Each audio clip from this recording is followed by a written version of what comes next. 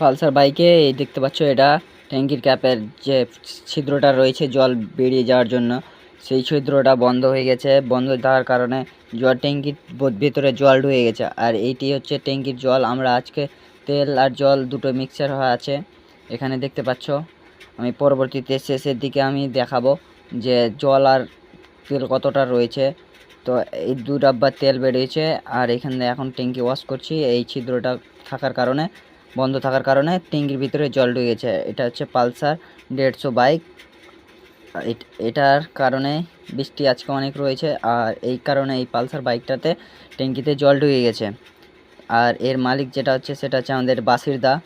দেখতে পাচ্ছ ভিডিওতে বাসির দা বলছে যে ভিডিও করো, ভালো লাগছে। আমাদের পালসার গাড়ির ট্যাঙ্কি ওয়াশ করা হয়ে গেছে। আর এই যে বাসির দা ট্যাঙ্কির জল নিয়ে দাঁড়িয়ে রয়েছে।